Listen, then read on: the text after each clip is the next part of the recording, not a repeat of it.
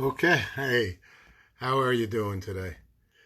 Well, it was a Memorial Day weekend like no other, and I was here home, as so many were, and I hope that whoever went to the beaches or wherever you all might have gone, you were safe and sound and had a good time, basically. uh, Memorial Day is a serious day. It's a day for remembrance of those that have lost their lives for freedom and for protecting America and or the countries of their own homeland. Memorial Days all around the world. We're celebrating the America Memorial Day. So actually, I played the saxophone. That's why I played our little bluesy opening. And on our 79th and 80th Street group that have been out there every night ringing the little bell here and singing and playing some instruments. So I played America, America. I'm going to say the words for America, America, because it's very, very powerful, the song. And today we also have a special treat. I did an interview some time ago with a friend, Irina Gubanko, who's a very smart woman. And I felt that in a spiritual way, in a good mindset, in a loving, caring way. And I thought I would share that interview with you all today. And I believe you're going to enjoy it. Hey, Bill, how you been? And so, boy, Bill, you sent some beautiful pictures of the sunset. A lot of good stuff. Okay, so let's go to the first. We're going to go to, as I mentioned, over the weekend. I think I'm going to go to America. For me, I had a big honor because I went out in my backyard and I played America, America on the saxophone. And some people sang the night before, and then the last night I did it again, 2 nights ago, and then last night I did it again, and there's a horn player down the way closer to Columbus Avenue, and they played and I played, and people sang and yelled, and somebody went USA, USA. So I just want to read these words. I mean, they're beautiful for America, but they're really a statement of I think life. And of, I think, well worth watching. Hi, Irina. Irina's who we're going to hear from today. Oh, beautiful for spacious skies, for amber waves of grain. I mean, it's so picturesque. For purple mountains' majesties. Bill, that's like your photos you just took. Above the fruited plain. America, America, God shed his grace on thee and crown thy good with brotherhood from sea to shining sea. Oh, beautiful for pilgrim feet, whose stem impassioned stress, a thoroughfare of freedom beat across the wilderness. America, America, God, mend thine every flaw, confirm thy soul in self-control, the liberty and law. I mean, it's just so powerful. Oh, beautiful for heroes proved in liberating strife, who more than self their country loved, and mercy more than life. America, America, may God thy gold refine, till all success be nobleness, and every gain divine. O beautiful for patriot dreams, that sees beyond the years, thine alabaster cities gleam, undimmed by human tears. America, America, God shed his grace on thee, and crown thy good, and with brotherhood from sea to shining sea. Okay, so that's the beauty of America. And here's Irina. So we're gonna hear this interview. I flub it as usual to begin with, but she's helped me with some Peace Day activities in New York City, and here we go. Yeah. Are you sure? She's such a sweetie. She didn't say, what a knucklehead you are, Paul. Irina Gubenko. Hi, everyone. She knows her name, and that's a very important kind of thing. How do you spell your last name? Gubenko.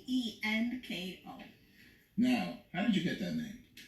Oh, it's a long story. Well, actually, I was born in Ukraine, and my grandfather is Ukrainian, and I got my last name from him. From your father? From my grandfather and his family. That was passed on to my father, and passed on to you and your mother, and so on. Are your parents still living with us? Yes. And where are they? They're here in New York City, in the Bronx. Really? Yes. Wow, that's wonderful. Yeah. What's their names? Mariana and Michael. You have a daughter, don't you? I do have actually a daughter who's turning 20 tomorrow. Really? Well, happy birthday to her. What's her name? Gabriella. Gabriella. What a beautiful name. So you've always been so happy. You helped us with our Peace Day outreach. You helped us with the city, the Respect for All program, because I know something about you. You are all about respect for all. That is like in your DNA. How did that become in your DNA? Because I see it, and I've known you for a bunch of years, and you handle everybody around you like they're really important, and you mean it. How did you do that?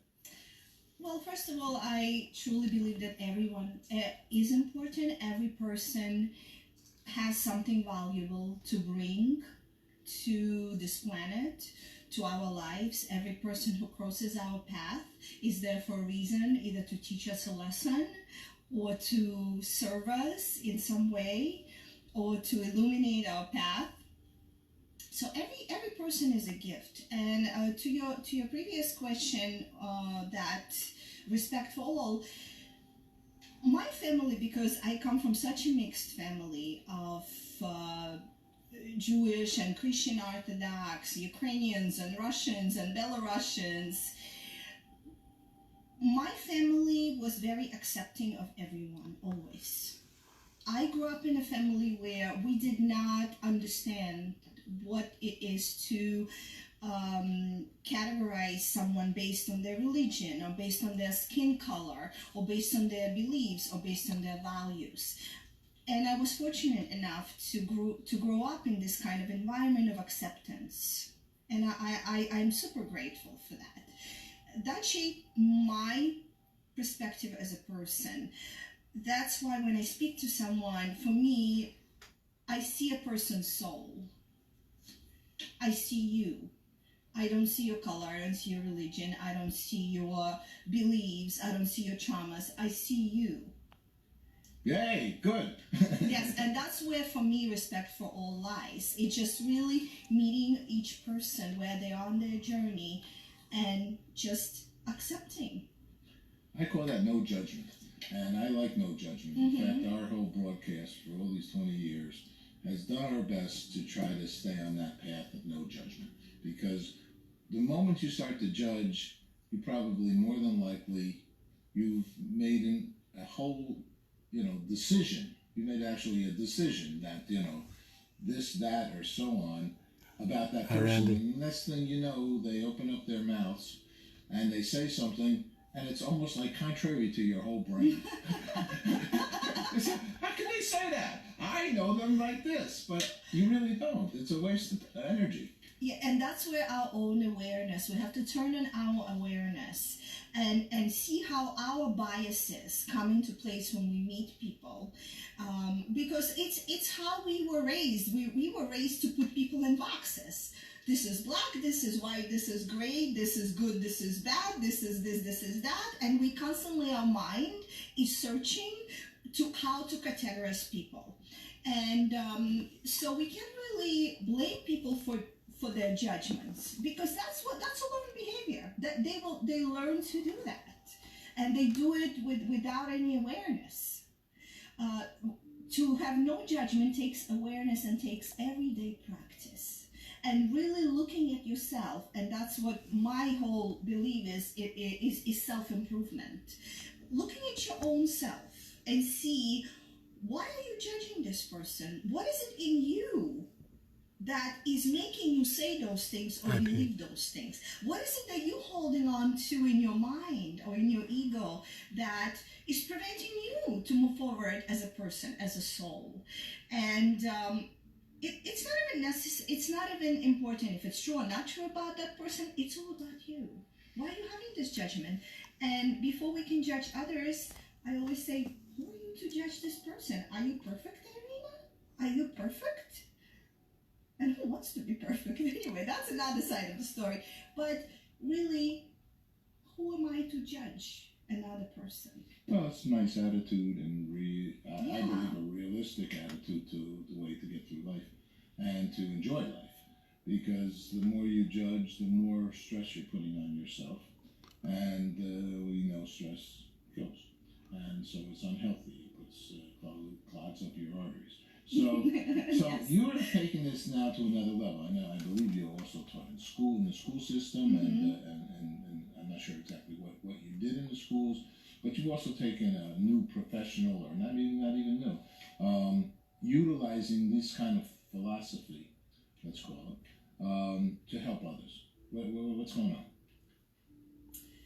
Well, majority of my works revolves around helping men and helping women understand their beautiful potential, as masculine as in feminine, because we have gone through so much in history and we're still at war with one another. Women are at war with men. Feminism was part of it, which I'm not blaming, please, feminism for anything. There was time and place in history for that, and women needed to step up and fight for their rights and equal opportunities and to be able to vote. This is all important stuff. But we are at the point of history where we take on a lot of that masculinity, and we approach men with a lot of that masculine energy, which, and men are, by nature, they are hunters. They like competition. They like this kind of, it's in their DNA, so they like this kind of energy. When they see a woman acting like that, they read it as a competition. They read it as someone who is going to challenge them. And this is not the way it's supposed to be. That's why we have a lot of conflict in the world in general, in marriages, in relationships, where men take on too much feminine, probably, and women take on too much masculine. And what I mean is, sometimes men, they forget that their role is to be providers, to be protectors, to be, this is a beautiful masculine energy. That's how it's always been. That's what women rely on for safety. They look at men as protectors. They look at men as for survival. And a lot of times men forget that. And they look at women as their equals. And women could be equal as far as salaries, as far as workplace. But when it comes to intimate relationship, a woman still wants to be a woman. But before a woman can be a woman, she needs to tap into her feminine nature, and she needs to tap into her feminine essence and really understand that she's powerful as a woman, not compete with men or power, not get into power struggles with men. We have enough of that going on in the world. There's a way to do things. There's a way to say things as a woman. There's a way to make your partner understand you and hear you without putting men down. And for men, it's the same. You know, the same goes with men. There's a way to understand a woman, where a woman comes from, and women are all about expression, and sometimes they just want to express, and they want you to hold that space, and they want to have that safety, and they want to have that protection. So it's really understanding feminine and masculine polarities, and going back to that, to really cherish each other as feminine and masculine, really understanding your partner, communicating, connecting. That's mostly what my work revolves around. So do you take a private session, or how does somebody take advantage of this brilliance? And I'm going to call it brilliant. Oh, thank You you. have a really great perspective here. I've just learned some things that are extremely going to be Thank you, helpful for Paul. me in my relationships and in my life. And thank you for that, because I'm not a youngster anymore, and in marriage and in grandpaing and all kinds of things. And Beautiful. just learned some ways that are going to be helpful for me, really, at this later age. So what do I do? I call you up, I say, can we have a session together? Yes. Is it session I oriented? do private consultations where we look at your patterns of communicating. It's all my work is about self-inquiry, to help you understand yourself, understand your toxic patterns that preventing you to move forward in a relationship, finding real tangible ways of applying new learning into your life, to apply your own personal growth into your life and see changes. So not only it's a session where things get released and things get uncovered, and there's certain awareness takes place, because many people, they just go in their everyday life and they're not even aware the toxic patterns they following, just going back to judgment. Some people don't know they're judging others. Same here. They don't know they're doing something wrong in the relationship, or maybe I shouldn't say wrong, but they just following learned behaviors that no longer serve them.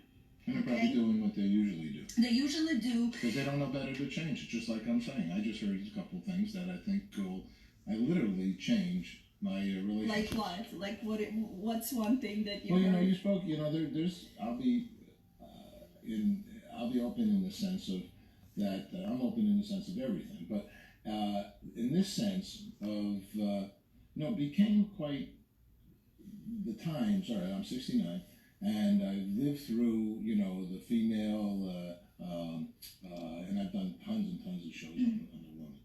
All right, and my mother was a strong, however demure, polite, kind, loving, caring woman, but a professional, and a master's degree, and a librarian, and so on and so forth. And my father was who he was, and worked in a store, and I didn't finish high school, and made a living in the shoe store. My mother probably did equally as well as my father. And so, the women's liberation, there wasn't a liberation because my mother worked. Like, she was at home too. But men now, I think, are also challenged in the sense of, like you're saying, the provider. And to the point that, it's because there are so many successful women in this world at this point. I've worked a lot for women in CBS, PBS, and so on and so forth. I think men are in a semi-crisis on how to handle that.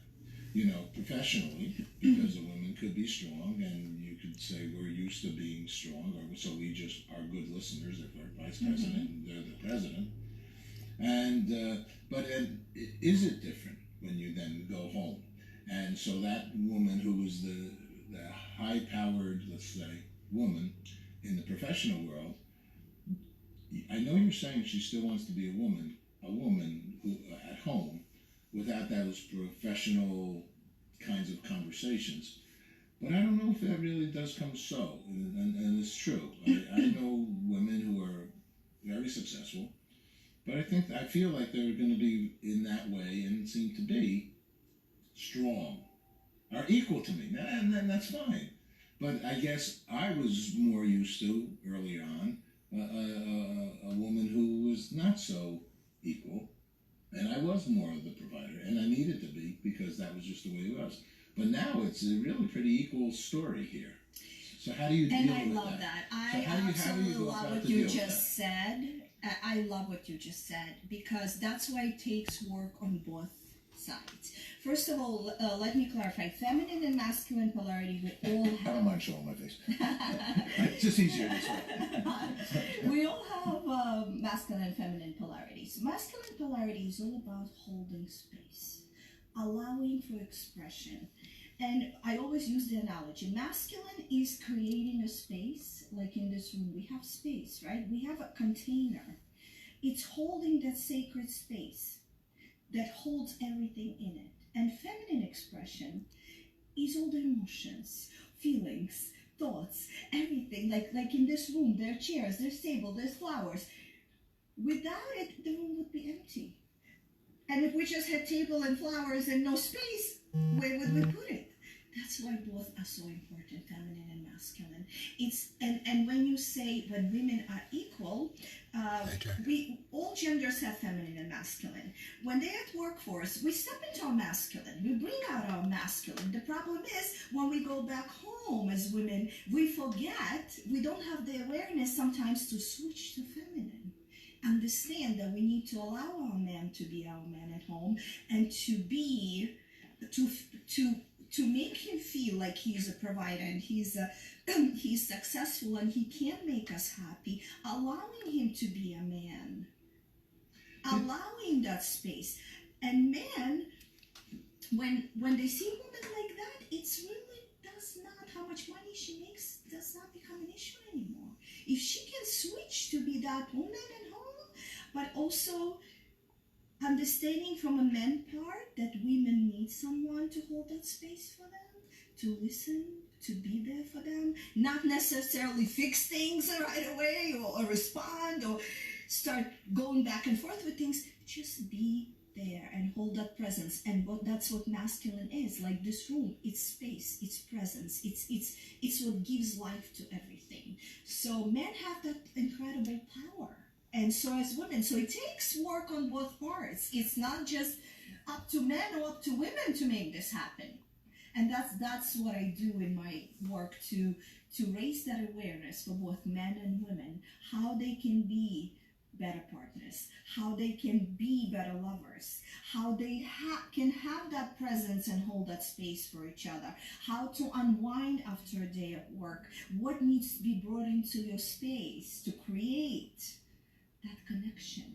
Good things to think about when you're in a relationship. Yeah, and we don't think, we just go about our day and we just do what we do unless it's too late. And marriage is kind of falling apart, and at this point there's a lot of hurt here and we don't even know where to start fixing it. And it's usually, I think, in that reality, it's usually a conversation. And I always respect, I think it's very helpful to have a third party in a conversation to understand you. I believe in therapy. I believe in all those kinds of opportunities. I look at them as another person's opinion of the way they see your life. You don't have to live by it. You don't have to accept it even. But it doesn't hurt to hear somebody else. It's like a good book. You know, somebody's telling you how to relate. All these self-esteem, self-help books. They're all out there. So you read it, you hear, you listen to this person, and you see how it fits you. But I like one-on-one. I like a human being, and so I'm sure you're a good listener. Because I know this. I work on this every day, and the power isn't within you. Everything is within you. What prevents us from seeing other people? Judgments, manipulations, self-serving agendas. I call it stuff, ego stuff.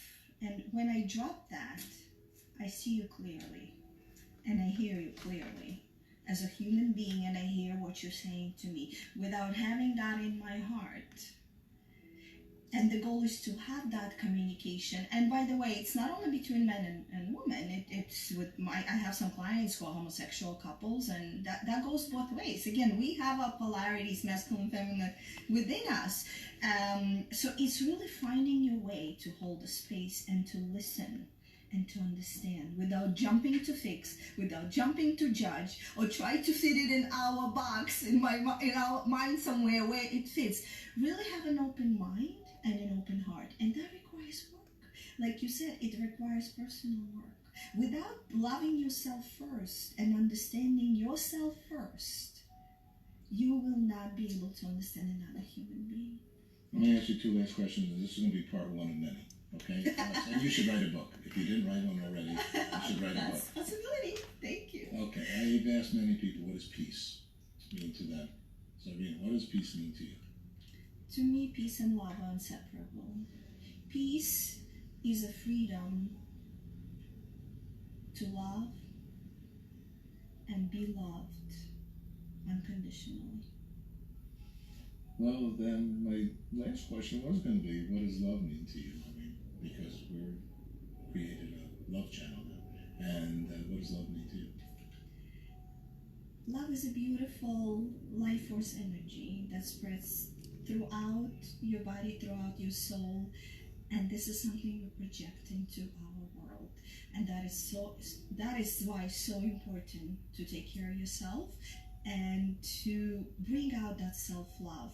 When I went to India this year, I spoke to a very profound doctor, Ayurvedic doctor, and he told me, he said, Irina, you service a lot of people. You give a lot of yourself. You give a lot of love. I said, yes, I do. I said, do you take care of yourself? How often do you take care of yourself? I said, well, I try to balance it. Of course, I have practices. And he says, no. Yoga is a selfish practice. You have to love yourself and sit with yourself first before you can love others and spread that love into the world. I said, without this, everything else is not possible. So that's what love is to me. Love is really embracing who you are and sharing it with others. Okay, Irina, thank you. I love you. Yeah. Thank you so much. Thank you, Paul. Truly appreciate it. Peace and love to you I and will. everyone. Thanks. Okay, that was our interview. Actually, now we are going to do some yoga with Claire. So that was a nice interview with Irina. So we have thousands of people that are speaking about all good kinds of things. This is under the subject of our enlightenment. Actually, we have lots of shows on there. I think 4,000. Okay, so we've been doing this a long time because we believe in it. Let's go to some yoga now. This is the beginning of... This tape was put together by Claire for fire. This is a very people. important section of the DVD. These are helpful hints that will help you and protect you. So, most important is that you're breathing deeply throughout the entire session. Breathing in and out through our nostrils. And we want to make sure that we keep our tongue at an energy point called fire point. So, this energy point is on the ridge of the upper gum behind your two front upper teeth. This prevents you from clenching your teeth, tightening the jaw, and this can be done throughout the day, and especially when you're going to work, when you're on the job, when you're in a stressful situation, tongue at fire point, but best to keep it there all the time, except when eating and speaking. The fire point is, again, I'll just demonstrate, on the ridge of the upper gum. Your mouth is shut, so no one sees it, okay? And it's just gently the tip of the tongue, just connects with the fire point. It's like connecting this really powerful circuit of energy that flows up the back of the body and down the front. And when you're on and off the job, climbing stairs, in that situation where there's, some tenseness and stress, remember, tongue at fire point. It's very, very powerful. And through the whole routine, tongue at fire point, and all day long, except when you're eating and speaking. And if you do this right before you go to sleep, you won't grind your teeth. So it takes some practice and getting used to, but it's really powerful. Okay, thank you, Claire. Just practice that for the rest of the day. You'll be okay. All right, so let's take a moment outside and just meditate for a moment. And still concerning period of time with the pandemic, and I got a lot of pansies, and I'm hoping that they're going to take here. It's kind of exciting, but they've been just moved, so I think they're under shock. So at 7 o'clock today, we'll come out here again and ring a bell for our hardworking heroes. All right, thank you everybody for tuning in today, and remember once again our belief of you are loved There it is, love. Caring, goodwill, warm affection, devotion, or empathy. Empathy is a beautiful word. And a beautiful action, of course. All right, thank you, everyone. 7 o'clock tonight, and have a great and a healthy and a happy day. And we are a nonprofit, and there's a link there if anybody's able to help us out in some kind of a donating way. Thank you very much.